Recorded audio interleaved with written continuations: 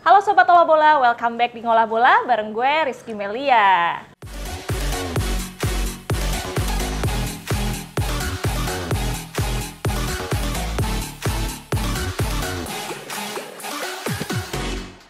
Nah, seperti biasa ya Sob, kita bakalan membahas isu-isu terhangat seputar sepak bola ya. Tentunya gue nggak sendirian, gue ditemani oleh Bung Iksan. Apa kabar Bung Iksan? Baik, selalu Ki.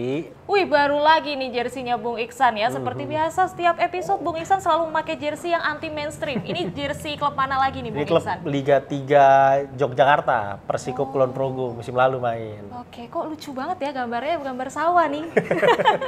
Ini aparel dalam negeri Lalu juga ya? Betul.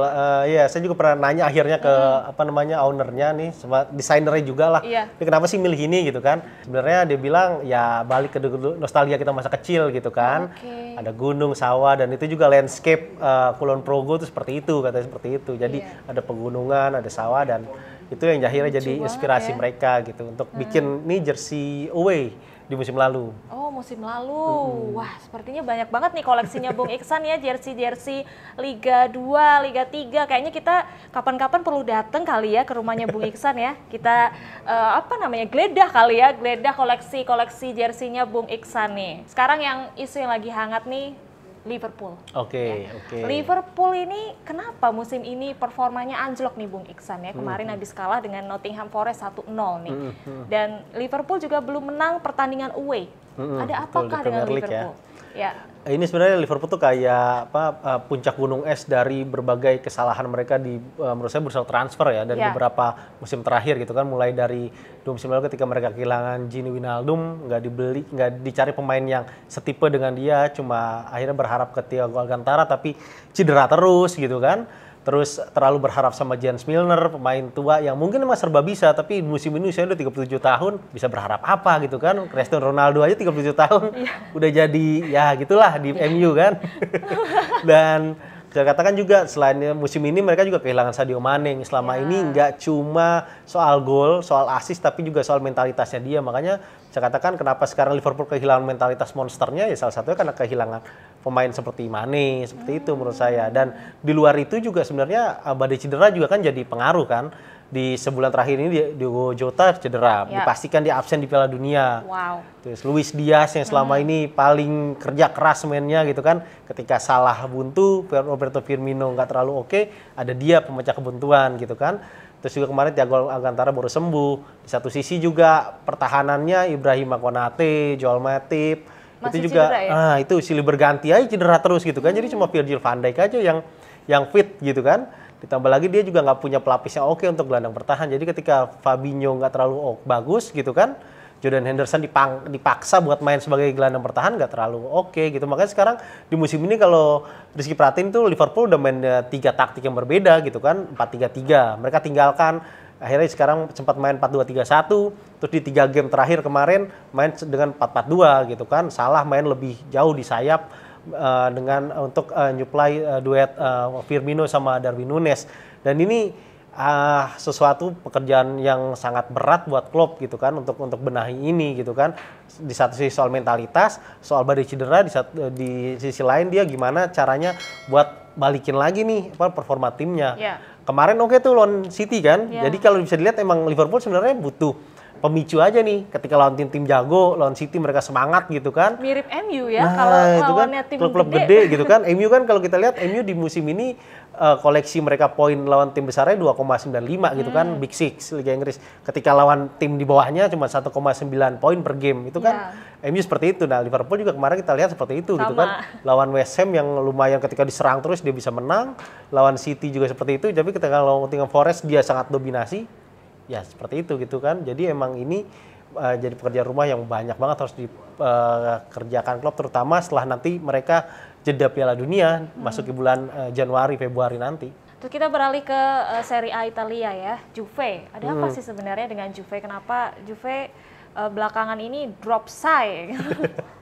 Terus juga udah mulai banyak tagar Allegri out gitu. Tapi dari pihak Juve tidak menginginkan Allegri untuk out gini. Ada apa sebenarnya? Ya mirip-mirip sebenarnya. Juve dan Liverpool sebenarnya mirip-mirip juga sebenarnya. Tim yang terlambat transformasi gitu, banyak kebijakan-kebijakan transfer yang salah gitu kan. Juve kita lihat Juve beli Arthur Melo, beli Denis Zakaria, ternyata nggak bisa perform gitu kan. Ketika dulu mereka punya gelandang ada Pogba, Pirlo, Vidal, Marquisio dalam satu skuad, sekarang mereka kesulitan nyari itu dan ya inilah bukti. Seperti itu di satu sisi juga Allegri itu menurut saya udah jadul lah gitu kan. Dia udah kurang berinovasi ketika sekarang pelatih-pelatih Italia kayak Carlo Ancelotti, Stefano Pioli, sampai Roberto De Zerbi yang sangat main menyerang. Kita nggak menafikan juga Gianpiero Gasperini sama Atalanta kan yang tampil menyerang seperti itu. Jangan Allegri masih dengan gaya pragmatisnya gitu kan. Ancelotti oke lah gaya pragmatis, tapi di satu sisi dia kan juga punya mental membangun tim yang mental dengan bagus. Dengan Allegri dengan gaya pragmatis, tapi dia nggak bisa juga membangun mental Juve. Sekarang kan di skuad Juve juga di internal pecah kan, antara ada yang ingin tetap Allegri bertahan, di satu sisi ada yang nggak ngerti dan juga nggak ingin Allegri ada di situ, terutama untuk pemain-pemain baru kayak Angel Di Maria, Leandro Paredes seperti itu, dan juga Dusan Vlahovic yang nggak ngerti nih ini pelatih maunya apa gitu kan. Perlu menang tapi kok kita disuruh nggak perlu banyak menguasai bola gitu kan. Nah jadi inilah makanya kenapa Juve sekarang kemarin udah tersingkir di Liga Champions gitu kan, cuma berharap bisa main di Europa League gitu. Terus di Serie A juga berselisih 10 poin dari Napoli di puncak klasemen. Banyak hal yang perlu dibenahi Juve. Mungkin ya salah satu cara ya itu tadi, kalau berani seperti Chelsea ya. Pihak dari Juventus masih mempertahankan Allegri ya? Satu, klausul kontraknya Allegri itu terlalu besar pencatan. Allegri sekarang kan pelatih dengan bayaran termahal di Liga Serie A kan. 7 juta euro per musim gitu. Nggak ada pelatih lain semahal itu gitu kan di Serie A saat ini. Dan di klausulnya dia ada opsi pembayaran mungkin kompensasi mencapai hampir 20 juta euro kalau dia dipecat gitu kan sebelum kontraknya berakhir gitu kan. Dan ini juga pikiran Juve juga ketika dia harus cari misalkan pelatih yang kelas tinggi, Zidane misalkan, atau Pochettino, atau mungkin Tuchel misalnya gitu kan. Gajinya pun juga udah tinggi gitu kan, dan dia harus, nah itulah dengan kondisi sekarang Itali nggak seenak di Inggris perputaran uangnya segala macam. Ini pekerjaan sulit buat Juve gitu. Kalau untuk mecat, oke lah mecat, tapi penggantinya pun juga mereka akan kesulitan cari pelatih kelas tinggi dengan bayaran dan keterbatasan dana. Oke, berarti sabar-sabar ya untuk fans Juventus ya.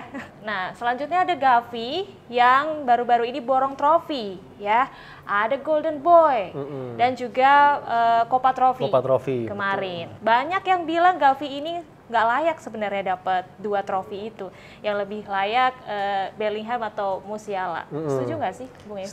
Setuju. Saya tuh lebih sebenarnya kemarin pas Coppa tuh lebih ingin ngelihat Jude Bellingham lah yang angkat trofi kan. Jadi pemain Inggris gitu kan yang akhirnya jarang-jarang Bellingham, maksudnya pemain Inggris yang merantau gitu ke Jerman gitu, dan sekarang dia kan jadi salah satu kaptennya Dortmund gitu kan. Ini kan suatu pencapaian luar biasa untuk pemain yang umurnya baru 19 tahun gitu kan.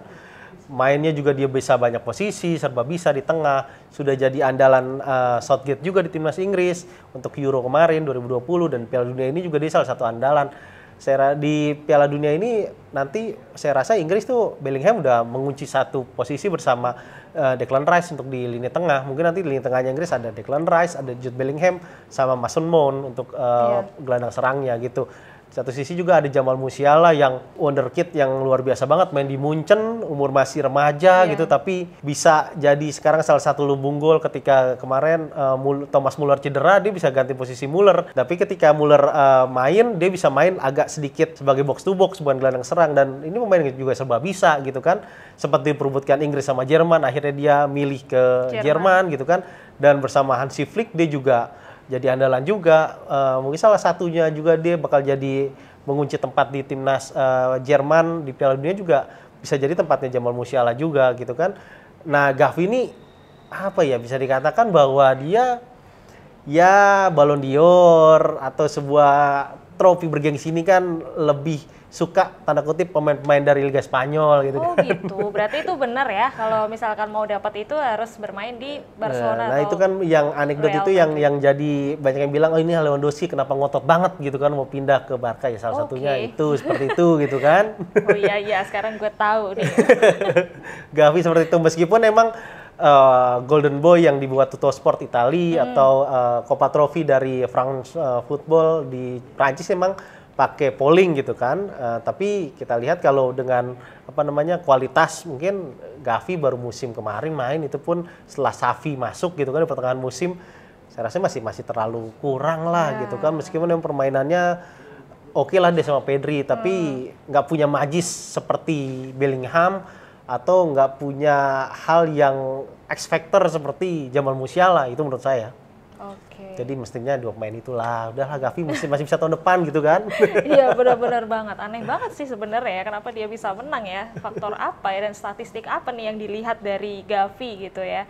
Nah, sepertinya ini Bellingham sama Musiala nih calon-calon ini nih pemenang pemain muda terbaik di Piala Dunia nanti nih sepertinya ya. Mungkin dua pemain itu melihat Mbappe gitu ya. Iya. Ngejar lah nanti di Piala Dunia aja gitu. Oke. Buktian mereka. Wah, jadi nggak sabar nih ya Sob ya buat nunggu Piala Dunia ya. Nggak ada sebulan lagi Piala Dunia mulai loh. Wow, luar biasa. Oke, terima kasih ya yang udah nonton video ini. Jangan lupa like, subscribe, dan juga komen. See you di next video. Bye!